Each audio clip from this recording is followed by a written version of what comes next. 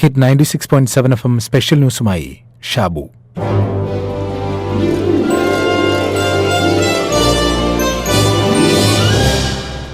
ഈ കഥകളെയൊക്കെ കുറിച്ച് തന്നെ ഒരു കുഞ്ഞ് കഥയുണ്ട്. ഒരു കിണറ്റിൽ താമസിക്കുന്ന തവളയും മക്കളും വലിയ കൂട്ടായിരുന്നു. എന്നുവച്ചാൽ എന്തും പരസ്പരം പറയുന്ന തരത്തിലുള്ള കൂട്ട്. ഈ അമ്മ തവള എന്നും മക്കൾക്ക് കഥ പറഞ്ഞു കൊടുക്കും. പക്ഷെ എന്നും ഏതാണ്ട് ഒരേ കഥ തന്നെ. പണ്ട് ഒരു രാജാവുണ്ടായിരുന്നു. രാജാവിന് കഴുത ചെവിയുള്ള 2 കുതിരകളുണ്ടായിരുന്നു.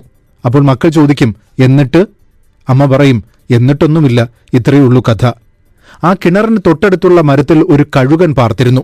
എല്ലാ ദിവസവും ഈ കഥ കഴുകനും കേൾക്കുന്നുണ്ട്. ഒരേ കഥ കേട്ട് മടുത്ത കഴുകൻ ഒരു ദിവസം കിണറ്റിൽ നിന്ന് അമ്മ തവളയെയും കൊത്തിയെടുത്തു പറന്നു. എന്നിട്ട് ഉയരത്തിൽ പറന്ന് ആ പ്രദേശം മുഴുവൻ കാട്ടിക്കൊടുത്തു. അതിനുശേഷം അമ്മ തവളയെ തിരികെ കിണറ്റിൽ കൊണ്ടാക്കി. അന്നു മുതൽ അമ്മ തവള പുതിയ കഥ മക്കൾക്ക് പറഞ്ഞുകൊടുക്കാൻ തുടങ്ങി. മയങ്ങല്ലേ മക്കളെ എന്ന സ്പെഷ്യൽ ന്യൂസ് പരമ്പരയുടെ ഈ 6ാം അധ്യായത്തിൽ കിണറ്റിലെ തവളകളുടെ കഥ പറഞ്ഞു തുടങ്ങിയത് പലതവണ കേട്ട പഴംപുരാണങ്ങളെക്കാൾ സ്വാധീനം ചെലുത്തുക പുതിയ അനുഭവ സാക്ഷ്യങ്ങൾക്കാകും എന്ന് ഓർമ്മിപ്പിക്കാനാണ്. കുട്ടികളുടെ മാനസികാരോഗ്യവുമായി ബന്ധപ്പെട്ടും ലഹരി ഉപയോഗവുമായി ബന്ധപ്പെട്ടും വ്യാപകമായി ചർച്ച നടക്കുമ്പോൾ പഴംപുരാണങ്ങളുമായി മാത്രമിരുന്നിട്ട് കാര്യമില്ല. പുതിയ കാലത്ത് ഡിജിറ്റൽ ഗാഡ്ജറ്റുകൾ ഇല്ലാതെ മുന്നോട്ട് പോവുക സാധ്യമല്ല. പ്രത്യേകിച്ചും കുട്ടികളുടെ പഠനവുമായി ബന്ധപ്പെട്ട കാര്യങ്ങൾ പോലും ഡിജിറ്റൽ രൂപത്തിലേക്ക് മാറിയ പശ്ചാത്തലത്തിൽ മൊബൈൽ ഫോൺ നിരോധിക്കൂ, ലാപ്ടോപ്പും ഫോണും മാറ്റിവെക്കൂ എന്നൊന്നും വാശി പിടിക്കാൻ ഇന്ന് ആർക്കും ഒരു രക്ഷിതാവിനും സാധിക്കില്ല. പിന്നെ എന്താണ് ഒരു പരിഹാരം? പരിപൂർണമായ പരിഹാരം എന്ന നിലയ്ക്കല്ല എങ്കിലും കഴിഞ്ഞ ദിവസങ്ങളിൽ ഈ പ്രശ്നത്തെ ചൂണ്ടിക്കാട്ടിയ ഒരു വിദഗ്ധൻ എന്ന നിലയിൽ പട്ടം SUT ആശുപത്രിയിലെ neuro surgeon doctor Manoj Vellanad വിശദീകരിക്കുന്നു. അപ്പോൾ ഈ മീഡിയയുടെ ഇൻഫ്ലുവൻസ് അല്ലെങ്കിൽ മൊബൈൽ ഫോണിന്റെ ഇൻഫ്ലുവൻസ് എന്നുള്ളതൊരു യാഥാർത്ഥ്യമാണ് എന്നുള്ള നമ്മൾ തിരിച്ചറിയണം. അപ്പോൾ അതൊരു പ്രശ്നമാണെന്ന് പറയുമ്പോൾ തന്നെ അതിനൊരു പരിഹാരം കാണേണ്ടതിന്റെ കൂടി ആവശ്യകതയുണ്ട്. എത്രയും പെട്ടെന്ന് കാണേണ്ടതൊരു ആവശ്യമാണ്. പക്ഷേ സ്വിച്ചിട്ട പോലെ മാറുന്ന പ്രശ്നങ്ങളൊന്നും അല്ല ഇത്. നമുക്ക് ഒറ്റമൂലിയായിട്ടൊരു പരിഹാരം നിർദ്ദേശിക്കാനും പറ്റില്ല. മൊബൈൽ ഫോണുകളോ മറ്റ് ഗാഡ്ജറ്റുകളോ നമുക്ക് ഉപയോഗിക്കാതിരിക്കാനോ അല്ലെങ്കിൽ വേണ്ടാന്ന് വയ്ക്കാനോ സാധിക്കുന്ന ഒരു കാര്യമേ അല്ല. അപ്പോൾ എങ്ങനെ അത് റെസ്പോൺസിബിൾ ആയിട്ട് ഉപയോഗിക്കാം, അല്ലെങ്കിൽ അങ്ങനെ ഉപയോഗിക്കുന്നുണ്ടോ എന്നുള്ളൊരു മോണിറ്ററിംഗ് നമുക്ക് തീർച്ചയായിട്ടും നടത്തേണ്ട ഒരു ആവശ്യമാണ്. ശരിക്കും കേരള പോലുള്ള ഒരു സമൂഹത്തിൽ അത് ഒരു മൾട്ടി സെൻട്രിക് ആയിട്ട് ചെയ്യേണ്ട സംഗതിയാണെന്നാണ് എനിക്ക് തോന്നുന്നത്. സ്കൂൾ തലത്തിലും കമ്മ്യൂണിറ്റി തലത്തിലും ഇതിന്റെ ശക്തമായിട്ടുള്ള ഒരു ഇടപെടൽ നടത്തിയാൽ മാത്രമേ ഇതൊക്കെ നടക്കുകയുള്ളൂ. എന്റെ ഒരു തോന്നൽ എന്ന് പറയുന്നത് സ്കൂളുകളിൽ അടുത്ത അധ്യയന വർഷം മുതലെങ്കിലും സ്കൂളുകളിൽ ഒരു ആഴ്ചയിൽ ഒരു പീരീഡെങ്കിലും ഈ ഒരു വിഷയത്തെ അഡ്രസ്സ് ചെയ്തുകൊണ്ടുള്ള പരിപാടികൾ, ക്ലാസ്സുകളാവാം, മറ്റ് ആക്ടിവിറ്റീസ് ആവാം, കുട്ടികളിലുള്ള അവയർനെസ് കിട്ടുന്ന രീതിയിൽ കുട്ടികൾ ചെയ്യുന്നുണ്ടോ എന്ന് നമുക്കറിയാനും ഇങ്ങനെ ചെയ്തു കഴിഞ്ഞാൽ ഉള്ള ദോഷവശങ്ങളെ പറ്റി കുട്ടികൾ മനസ്സിലാക്കാനുമുള്ള ഒരു ടീമായിട്ട് ചെയ്യേണ്ട സംഗതികൾ ഒരു പീരീഡെങ്കിലും ഒരാഴ്ചയിൽ ആ രീതിയിൽ പ്ലാൻ ചെയ്യേണ്ടതുണ്ട് എന്ന് എനിക്ക് തോന്നുന്നു. പിന്നെ കമ്മ്യൂണിറ്റി തലത്തിൽ എനിക്ക് തോന്നുന്നത് പഞ്ചായത്തുകളിലെ വാർഡ് തലത്തിൽ ഓരോ വീടുകളും ഇതിൽ ഇൻവോൾവ് ആകുന്ന തലത്തിൽ ഇത്തരം പ്രശ്നങ്ങളെ നമ്മൾ അഡ്രസ്സ് ചെയ്യേണ്ടതുണ്ട്. അപ്പോൾ വാർഡ് തലത്തിൽ പോലും കുടുംബശ്രീ വഴിയോ അല്ലെങ്കിൽ മറ്റ് ഗ്രാമസഭകൾ വഴിയോ ഒക്കെ ഈ ഒരു വിഷയം വളരെ സീരിയസ് ആയിട്ട്, ഈ ഒരു വിഷയം എന്ന് വെച്ചാൽ മൊബൈൽ ഗാഡ്ജറ്റ്സോ അല്ലെങ്കിൽ മറ്റ് ഡിജിറ്റൽ ഉപകരണങ്ങളോ മാത്രമല്ല, ഇതുപോലെ തന്നെ വളരെ പ്രധാനപ്പെട്ട സംഗതിയാണ് ലഹരി വസ്തുക്കൾ വളരെ കോമൺ ആവുന്നുണ്ട് എന്നുള്ള ഒരു സംഗതി. അപ്പോൾ അതും വളരെ സീരിയസ് ആയിട്ട് ചർച്ച ചെയ്യണം. അപ്പോൾ ഇതെല്ലാം കൂടി ഒരുമിച്ച് നമ്മൾ പ്രതിരോധിച്ചാൽ മാത്രമേ കുറച്ചെങ്കിലും ഈ വിഷയത്തിൽ അടുത്ത കുറച്ച് നാളുകൾ കൊണ്ട് മാറ്റം വരുള്ളൂ എന്നാണ് എനിക്ക് തോന്നുന്നത്. രക്ഷിതാക്കൾക്കും ഇതിൽ പ്രധാനപ്പെട്ട റോളുണ്ട്.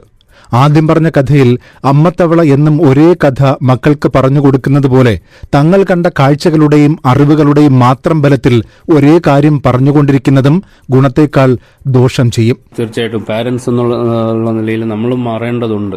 കുട്ടികൾക്ക് ഈ എമ്പതിയും മാനുഷിക മൂല്യങ്ങളും ഒന്നും അവർ സ്വയം പഠിച്ചെടുക്കാൻ സാധ്യതയുള്ള കാര്യങ്ങളല്ല. അപ്പോൾ അതിന് മാതൃകകൾ ഉണ്ടാവുക എന്നുള്ളതാണ് ഏറ്റവും പ്രധാനം. ആ മാതൃകകൾ വീട്ടിലും സ്കൂളിലും നമ്മുടെ ചുറ്റുപാടുകളിലും ഉണ്ടെങ്കിൽ മാത്രമേ അവരത് പഠിക്കുകയുള്ളൂ. അതുപോലെ തന്നെ സ്കൂളിലും മറ്റ് സ്ഥലങ്ങളിൽ നടക്കുന്ന ചെറുതും വലുതുമായിട്ടുള്ള വിഷയങ്ങൾ കുട്ടികൾ വീട്ടിൽ വന്ന് പറയാനുള്ള ഒരു സാഹചര്യം നമ്മൾ പലപ്പോഴും അത് ബോധപൂർവം സൃഷ്ടിക്കേണ്ടി വരും. ചിലപ്പോൾ വളരെ മെനക്കെട്ട് അവരെ കൊണ്ട് അത് എക്സ്ട്രാക്ട് ചെയ്തെടുക്കേണ്ടി വരും. അങ്ങനെ കുറച്ചുനാൾ മെനക്കെട്ട് അവരെ കൊണ്ട് ആ ഒരു ട്രാക്കിലേക്ക് കൊണ്ടുവരാനുള്ള ശ്രമങ്ങൾ നടത്തണം. ഇടയ്ക്ക് കഴിഞ്ഞ മാസം കൊച്ചിയിൽ നടന്ന ഒരു കുട്ടിയുടെ ആത്മഹത്യയായിട്ട് ബന്ധപ്പെട്ട് ചിന്തിക്കുമ്പോൾ ആ കുട്ടിക്ക് വീട്ടിൽ എത്രയും ക്രൂരമായ പീഡനങ്ങൾ നടന്നിട്ട് കുട്ടി വീട്ടിൽ വന്ന് അതൊന്നും പറഞ്ഞില്ല എന്ന് പറയുമ്പോൾ അവിടെ എന്തോ ഒരു ലാക്യൂണ ഉണ്ട് എന്ന് വേണം ചിന്തിക്കാൻ. അപ്പം കുട്ടികൾക്ക് വീട്ടിൽ വന്ന് കാര്യങ്ങൾ വളരെ ഫ്രീ ഫ്രീ ആയിട്ട് കമ്മ്യൂണിക്കേറ്റ് ചെയ്യാനുള്ള ഒരു സാഹചര്യം നമ്മളായിട്ട് ബോധപൂർവ്വം ഉണ്ടാക്കണം. അങ്ങനെ അവരെ ആ ട്രാക്കിലേക്ക് മെനക്കെട്ട് ശ്രമിച്ച് കൊണ്ടുവരേണ്ട ആവശ്യകതയുണ്ട്. പിന്നെ ഓരോ വീടുകളും വ്യത്യസ്തമാണ്. അപ്പോൾ ഓരോ വീട്ടിലും അവരവർക്ക് ചെയ്യാവുന്ന കാര്യങ്ങൾ അതൊന്നും നമുക്ക് ഒറ്റയടിക്ക് ഒറ്റ സൊല്യൂഷനായിട്ടൊന്നും പറയാൻ പറ്റില്ല. ഓരോ വീടുകളിലും ചെയ്യേണ്ട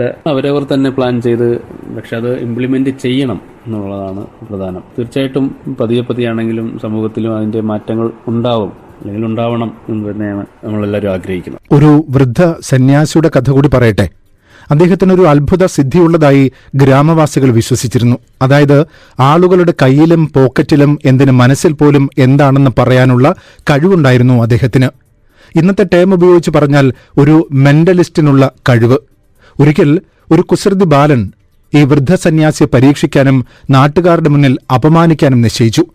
2 കൈപ്പത്തിയും പൊത്തിപ്പിടിച്ചുകൊണ്ട് ഒരിക്കൽ ഈ വൃദ്ധ സന്യാസിയുടെ അടുത്തെത്തി ബാലൻ ചോദിച്ചു, ഹേ സന്യാസി, എന്റെ കൈക്കുള്ളിൽ എന്താണ്? സന്യാസി അവനെ അടിമുടി എന്ന് നോക്കി. എന്നിട്ട് പറഞ്ഞു, നിന്റെ കൈക്കുള്ളിൽ ഒരു പക്ഷിയാണ്. ബാലൻ ചിരിച്ചുകൊണ്ട് ചോദിച്ചു, ശരി, പക്ഷേ ഇത് ചത്തതോ ജീവനുള്ളതോ? ബാലന്റെ ഉദ്ദേശ്യം മനസ്സിലാക്കിയ സന്യാസി പറഞ്ഞു, അത് ചത്ത പക്ഷിയാണ്. പൊട്ടിച്ചിരിച്ച് സന്യാസിയെ കളിയാക്കിക്കൊണ്ട് ബാലൻ തന്റെ കൈകൾ തുറന്നു. പക്ഷി ചിറകടിച്ച് ഉയരങ്ങളിലേക്ക് പറന്നുപോയി. തന്റെ വിജയത്തിൽ തുള്ളിച്ചാടി ബാലൻ. നാട്ടുകാരിൽ ചിലർ സന്യാസിയോട് ചോദിച്ചു, എന്താണ് സംഭവിച്ചത്? എന്തുകൊണ്ടാണ് അങ്ങേക്ക് തെറ്റുപറ്റിയത്? അദ്ദേഹം പറഞ്ഞു, അവൻ എന്നെ പരീക്ഷിക്കുകയായിരുന്നു. ഞാൻ എന്തു പറയുന്നോ അതിന് വിപരീതം ചെയ്യാനാണ് അവൻ മനസ്സിലുറപ്പിച്ചിരുന്നത്. ജീവനുള്ള പക്ഷിയാണ് അവന്റെ കൈക്കുള്ളിൽ എന്ന് ഞാൻ പറഞ്ഞിരുന്നെങ്കിൽ അവൻ ആ പക്ഷിയെ അവന്റെ കൈക്കുള്ളിലിട്ട് ഞെരിച്ച് കൊല്ലുമായിരുന്നു. ഈ കഥ നമ്മൾ നമ്മുടെ മക്കൾക്ക് പറഞ്ഞു കൊടുക്കണം. ഒരുപക്ഷെ മലയാളം മനസ്സിലാകാത്ത മക്കളുമുണ്ട്. ഇത്രയും നേരം പറഞ്ഞത് അവർക്കൊന്ന് വിവർത്തനം ചെയ്തു കൊടുക്കുക. അവർക്ക് വേണ്ടി അതൊന്ന് ഇംഗ്ലീഷിലാക്കി പറയുകയാണ്. The following week the wise old man came down from the mountain into the village. The boy quickly caught a bird and cupping it out of sight in his hands walked up to the wise old man and asked, what is it that I have in my hands? എന്റെ കൈക്കുള്ളിൽ എന്താണ് എന്ന് ഇപ്പോൾ പറയാമോ? The wise old man said, you have a bird, my son. നിന്റെ കൈക്കുള്ളിൽ അന്നത്തെ പോലെ തന്നെ ഒരു പക്ഷിയുണ്ട്. And he was right. Then the boy asked, ശരി, is the bird alive or is it dead? വീണ്ടും ഒരിക്കൽ കൂടി അദ്ദേഹത്തെ പരീക്ഷിക്കുകയാണ്. ചുറ്റിനും ആളുകളുണ്ട്. The wise old man looked at the boy, thought for a moment and said, the bird is as you choose it to be. Its destiny is in your hands. മകനെ, നിന്റെ കയ്യിലിരിക്കുന്നതിന്റെ destiny നിന്റെ മനസ്സിന്റെ നിശ്ചയമാണ്. നിന്റെ കൈകൾക്ക് മാത്രമേ അതിന്റെ വിധി നിർണയിക്കാൻ സാധിക്കൂ എന്നാണ്. ഒരിക്കൽ കൂടി ഈ കഥ ഓർമ്മിച്ച് ശ്രദ്ധിച്ച് കേൾക്കുക.